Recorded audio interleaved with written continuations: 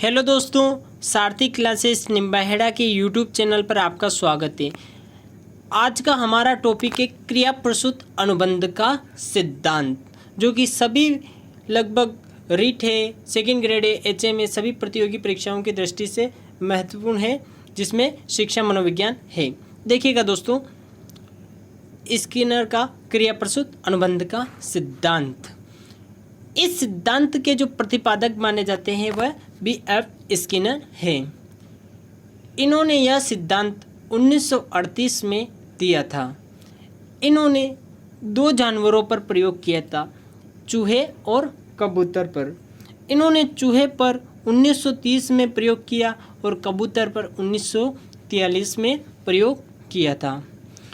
क्रिया प्रसूत अनुबंध के सिद्धांत के उपनाम कौन कौन से, तो देखिएगा दोस्तों, इसी सिद्धांत को SR थ्योरी के नाम से भी जाना जाता है।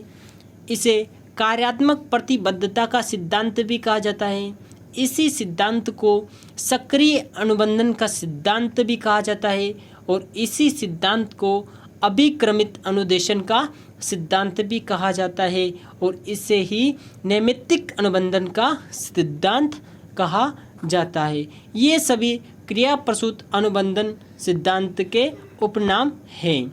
देखिएगा दोस्तों, इस सिद्धांत के अनुसार यदि किसी अनुक्रिया के करने से एक सकारात्मक एवं संतोषजनक परिणाम मिलता है या मिलते हैं तो प्राणी यह क्रिया बार बार दोहराता है। असफलता या नकारात्मक परिणाम मिलने पर प्राणी क्रिया को पुनः दोहराने से बचता है।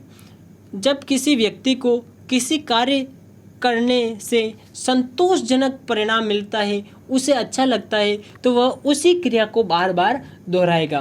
परंतु या किसी कार्य को करने पर उसे संतोष नहीं होता है, उसे अच्छा नहीं लगता है, तो वह उस पर ज़्यादा ध्यान नहीं देगा, जिससे उद्दीपक अनुक्रिया का संबंध कमज़ोर हो जाता है।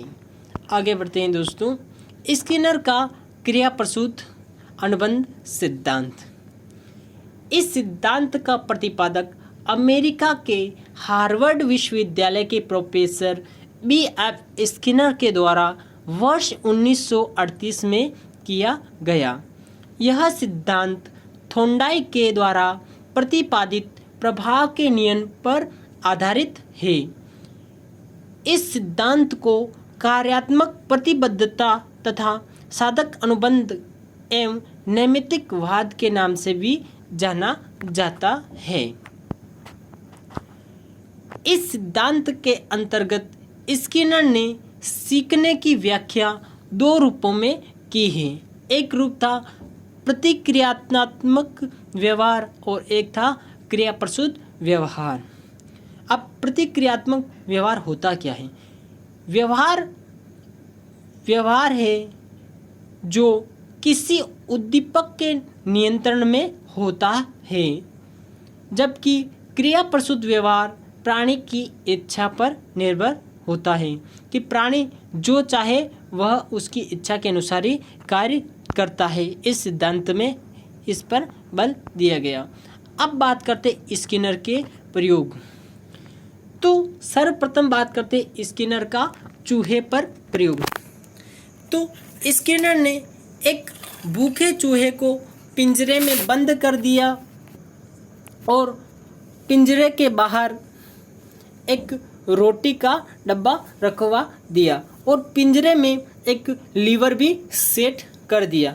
जब चूहे को रोटी का टुकड़ा दिखता है तो वह पिंजरे के अंदर ही उसे प्राप्त करने के लिए लगातार फुदकता रहता है। यानी कि चूहे का जो उद्दीपक था वह या लक्ष्य था वो था रोटी प्राप्त करना।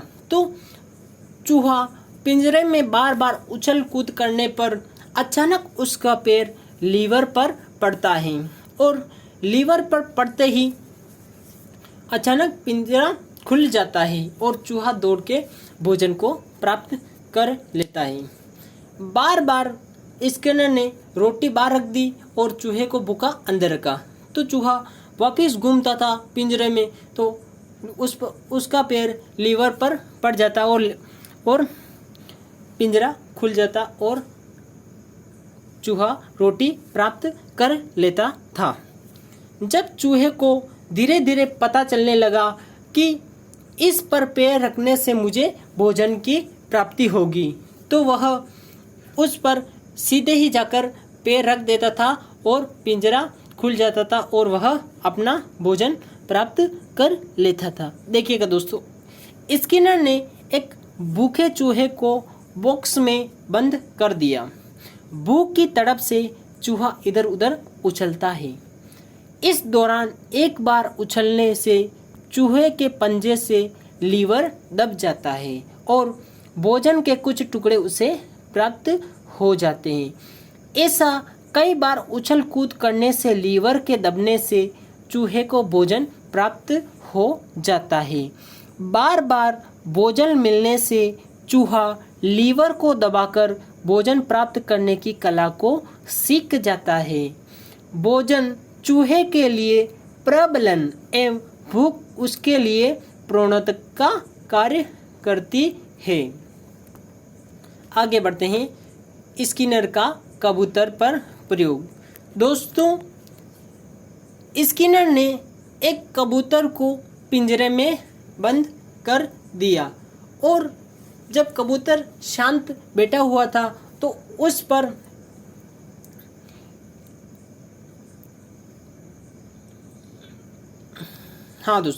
तो उस पर जो है अचानक प्रकाश डाला जाता है।